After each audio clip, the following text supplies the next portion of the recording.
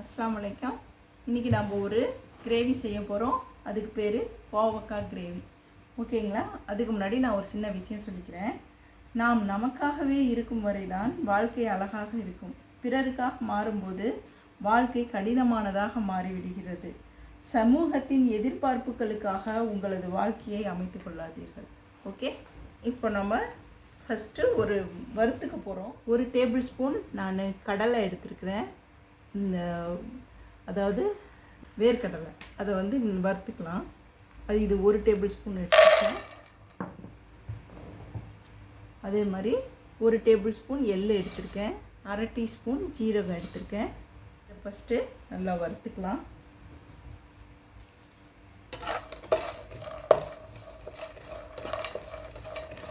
இதை வறுத்துக்கிட்டு நம்ம அப்புறமா அந்த தோலெல்லாம் உரிச்சிக்கலாம். நம்ம இதோட 2 டேபிள் ஸ்பூன் தேங்காய் எடுத்து வச்சுருக்கோம். அதையும் இதில் போட்டுக்கலாம். ஓகே, இப்போ இதை எடுத்துக்கலாம். இப்போ நம்ம 3 டேபிள் ஸ்பூன் எண்ணெய் ஊற்றிக்கலாம். இப்போது எண்ணெய் சூடாயிடுச்சு. நம்ம இந்த கோவக்காவை பாருங்கள், இந்த கோவக்காவை இப்படி 4 நாளாக வெட்டி வச்சுருக்கோங்க. பாருங்கள், இப்படி 4 வெட்டியிருக்கோம். பாருங்கள், இப்படி எல்லா கோவக்காவையும் இப்படி வெட்டிக்கங்க. 4ஆக வெட்டியிருக்கோம். இப்படி எல்லா கோவக்காவையும் வெட்டிக்கங்க. அதை இந்த எண்ணெயில் போட்டு நம்ம வதக்கிக்கணும்.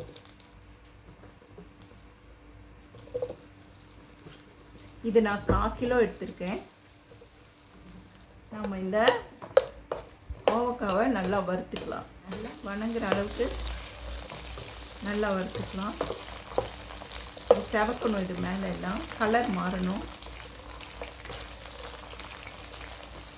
இந்த கோவக்காயில் நிறைய சத்து இருக்குது. இது சுகர் பேஷண்ட்டுக்கு ரொம்ப நல்லது. சுகர் கண்ட்ரோலாக இருக்கும் இது சாப்பிட்டோன்னா. இதில் விட்டமின்ஸ்லாம் நிறையா இருக்குது. அதிகமாக நம்ம யூஸ் பண்ண மாட்டோம். கோவக்காய் நிறையா யூஸ் பண்ணுங்கள். ரொம்ப உடம்புக்கு ரொம்ப நல்லது.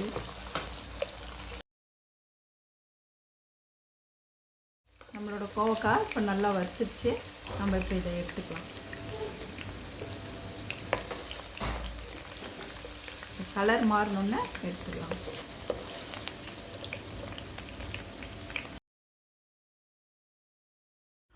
இப்போது இதே எண்ணெயில் நம்ம தாளிச்சிக்கலாம். இப்போ இதுக்கு ஃபஸ்ட்டு 1 டீஸ்பூன் கடுகு உளுத்தம்பருப்பு போட்டுக்கலாம். 1/4 டீஸ்பூன் வெந்தயம் போட்டுக்கலாம். இது வெடிக்கட்டும். இப்போ கடுகு உளுத்தம்பருப்பு எல்லாம் வெடிச்சிருச்சு. இப்போ நான் இது 1 வெங்காயம் வெட்டி வச்சுருக்கேன், மீடியமான வெங்காயம். அதை இதில் போட்டுக்கலாம். கருவேப்பிலை ஒரு கொத்து போட்டுக்கலாம்.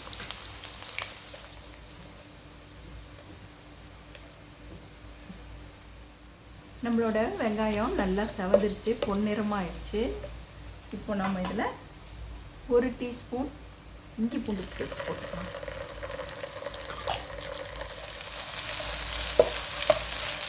1 டீஸ்பூன் மிளகாய்த்தூள், 1/2 டீஸ்பூன் மஞ்சள் தூள், 1/2 டீஸ்பூன் கொத்தமல்லி தூள் போட்டுக்கலாம். இதில் நான் 2 தக்காளி அரைச்சி வச்சுருக்கேன். அதையும் இதில் போட்டுக்கலாம்.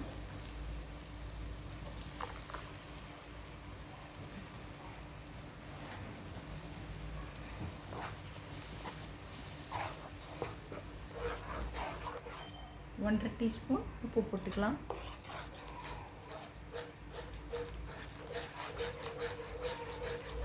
இது கொஞ்சம் கொதிக்கட்டும். இப்போது தக்காளி நல்லா கொதிக்குது. இதில் நம்ம கொஞ்சோண்டு, அதாவது ஒரு கோழி குண்டு அளவு புளி ஊற வச்சுருந்தேன். அதை இதை இப்போ கரைச்சி இதில் ஊற்றிக்கலாம். கொஞ்சமாக தான் புளி ஊற்றணும், நிறையா ஊற்றக்கூடாது. இப்போது இந்த மசாலா கொதிக்குது. இதில் நம்ம வறுத்து வச்ச கோவக்காயை போட்டுக்கலாம்.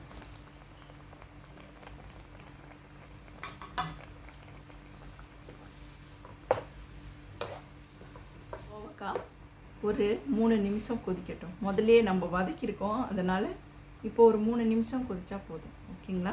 நம்ம அதை வரையும் மூடி வைக்கலாம். இப்போது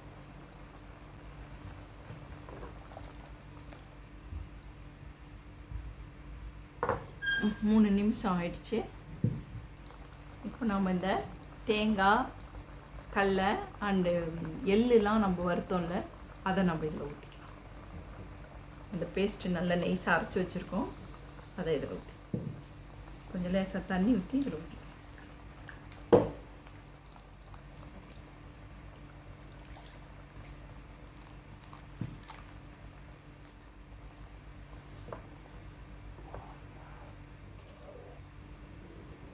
இப்போது இதை நம்ம மூடி போட்டு 5 நிமிஷம் கொதிக்க வச்சுட்டு இறக்கிடலாம். ரெடி ஆகிடும்.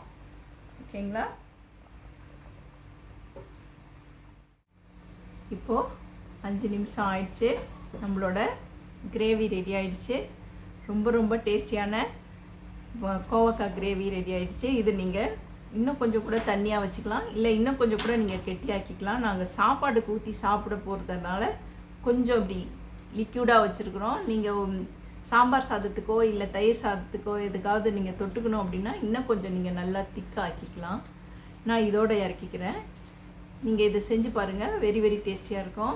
நான் இப்போ இதை சர்வ் பண்ணி காட்டுறேன்.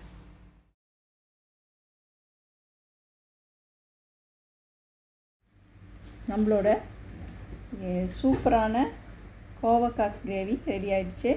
இதை நீங்கள் சாப்பாட்டுக்கு போட்டு சாப்பிட்லாம். நீங்கள் இன்னும் கொஞ்சம் கெட்டியாக வச்சுக்கிட்டிங்கன்னா சப்பாத்தி, பரோட்டா அதுக்கு கூட தொட்டு சாப்பிட்லாம். ரொம்ப ரொம்ப நல்லாயிருக்கும். சாம்பார் சாதம், தயிர் சாதத்துக்கு தொட்டுக்கெல்லாம் வச்சு சாப்பிட்லாம். ரொம்ப நல்லாயிருக்கும். நாங்கள் இது கொஞ்சம் தண்ணியாக தான் வச்சுருக்கிறோம், சாப்பாட்டுக்கு போட்டு சாப்பிட்ற மாதிரி. அது மாதிரி நீங்கள் செஞ்சு சாப்பாட்டுக்கு போட்டு சாப்பிட்டாலும் ரொம்ப ரொம்ப டேஸ்டியாக இருக்கும். செஞ்சு பாருங்கள் நீங்கள் எல்லோரும். நீங்கள் இது பிள்ளைங்களுக்கு, பெரியவங்களுக்கு எல்லாத்துக்கும் பிடிக்கும். அதுக்கு மேலே இது ரொம்ப ரொம்ப சத்தானது இந்த கோவக்காய். அதனால் வாரத்துக்கு ஒரு தடவையாச்சும் கோவக்காய் சேர்த்துக்கோங்க. ஓகேங்களா? நான் அடுத்த வீடியோவில் உங்களை சந்திக்கிறேன். ஓகே.